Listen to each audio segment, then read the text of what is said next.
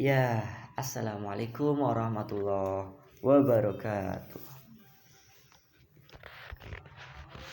Di materi kemarin kita telah pelajari tentang stress and coping stress. Di sini kita masuki goal setting. Sebelumnya yang saya hormati semuanya teman-teman dan beliau terhormat Ibu Rinda Wijaningsih SPLMA sebagai dosen pengampu mata kuliah pengembangan dan motivasi diri. Terus apa sih yang disebut dengan goal setting? Kita akan pelajari di sini. Ini kita akan bergerak jika kita memiliki tujuan yang jelas dan pasti. Ini adalah kata-kata dari Ibu Rinda. Seorang yang akan memiliki motivasi yang tinggi jika memiliki tujuan yang jelas. Sudah ada gambaran belum bahwa goal setting itu ya ini tujuan. Jadi seseorang yang akan memiliki motivasi yang tinggi itu pasti memiliki tujuan yang jelas. Ini menurut Edwin Locke. Dan orientasi terhadap tujuan menentukan perilaku. Pertama, penetapan tujuan adalah proses kognitif dari keperluan praktis. Yang kedua, maksud dan tujuan individu adalah determinan utama perilaku. Lalu, salah satu karakteristik perilaku yang mempunyai tujuan tersebut terus berlangsung hingga perilaku tersebut mencapai penyelesaiannya. Yang orientasi terhadap tujuan menentukan perilaku. Ini di sini digambarkan prinsip penetapan tujuan atau goal setting tadi. Bahwa goal setting dalam bahasa kita atau lebih umumnya tujuan. Yaitu prinsipnya dengan kejelasan. Kita harus jelas dulu apa sih tujuannya.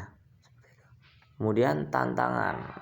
Dalam goal setting atau tujuan, kita harus memiliki prinsip tantangan pada diri Anda, diri kita sendiri tentang tujuan yang kita tuju.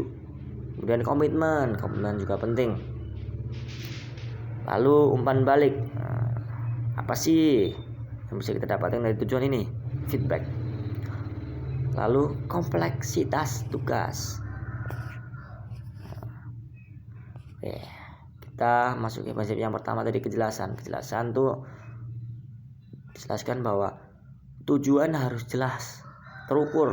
Mampu nggak sih diri individu seorang, tidak ambigu, dan ada jangka waktu tertentu yang ditetapkan untuk penyelesaian tugas. Kemudian manfaatnya ketika ada sedikit kesalahpahaman dalam perilaku, maka orang masih akan tetap menghargai atau toleran. Kemudian prinsip yang kedua dari tantangan. Orang sering termotivasi oleh prestasi dan mereka akan menilai tujuan berdasarkan pentingnya sebuah pencapaian yang telah diantisipasi. Ketika orang tahu bahwa apa yang mereka lakukan akan diterima dengan baik, akan ada motivasi alami untuk melakukan pekerjaan dengan baik. Seperti itu tantangan. Kemudian prinsip komitmen. Tujuan harus dipahami agar efektif. Kemudian karyawan lebih cenderung memilih tujuan jika mereka merasa adalah bagian dari pencipta tujuan tersebut. Kemudian gagasan manajemen partisipatif terletak pada ide melibatkan karyawan dalam menetapkan tujuan dan membuat keputusan. Lalu yang keempat, mendorong karyawan untuk mengembangkan tujuan-tujuan mereka sendiri dan mereka menjadi berinisiatif memperoleh informasi tentang apa yang terjadi di tempat lain dalam organisasi. Dengan cara ini, mereka dapat yakin bahwa tujuan mereka konsisten dengan visi keseluruhan dan tujuan perusahaan. Nah, kita pelajari juga umpan balik atau feedback. Umpan balik memberikan kesempatan untuk mengklarifikasi harapan, menyesuaikan kesulitan sasaran, dan mendapatkan pengakuan. Tentu sangat penting untuk memberikan kesempatan benchmark atau target sehingga individu dapat menentukan sendiri bagaimana mereka melakukan tugas. Ini selanjutnya ada prinsip kompleksitas tugas. Untuk tujuan atau tugas yang sangat kompleks, detail, perlu kehati-hatian untuk memastikan bahwa pekerjaan tidak menjadi terlalu berlebihan.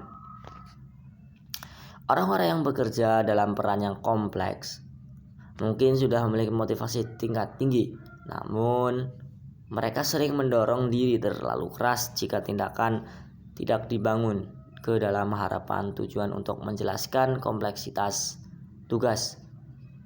Penting untuk memberikan orang waktu yang cukup untuk memenuhi tujuan atau meningkatkan kinerja.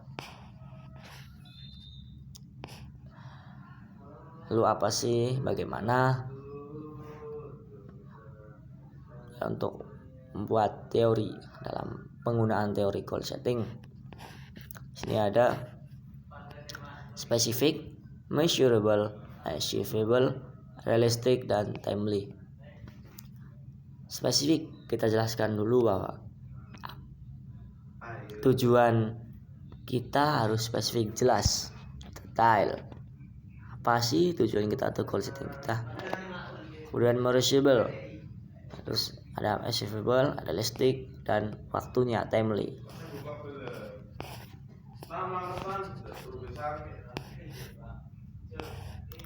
Begitu saja.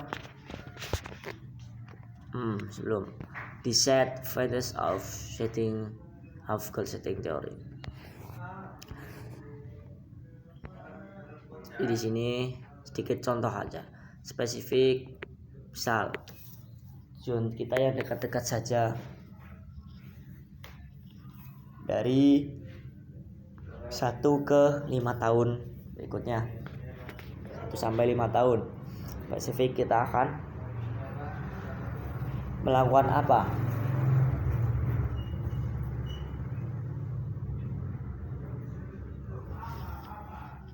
Misal tujuan 1 sampai 5 tahun kita ingin mendapatkan nilai yang bagus dalam ujian akhir nanti. Kemudian measurable, bagaimana? Jelaskan dulu tentang tujuan kita tadi. Kemudian achievable, kita usaha bagaimana cara mendapatkannya. Kemudian realistiknya gimana sih di dalam penilaiannya, bagaimana cara penilaiannya. Kemudian timely ini kita beri waktu bagaimana cara kita bisa mendapatkan nilai bagus dalam ujian akhir semester seperti tujuan kita tadi. Misal kita rutinitaskan dalam sehari kita membaca selama 2 jam atau rutinitas yang lainnya yang mendorong menjadikan nilai kita bagus dalam ujian akhir semester nantinya. Mungkin itu sedikit gambaran tentang teori SMART yang kita gunakan untuk membuat goal setting kita dalam kehidupan. Sebelumnya terima kasih untuk kalian semua. Terima kasih sudah menyimak. Dan terima kasih pada Ibu Rinda Widyaningsih SV. Fil MA sebagai ibu dosen pengampu mata kuliah pengembangan dan motivasi diri. Kurang lebihnya mohon maaf. Assalamualaikum warahmatullahi wabarakatuh.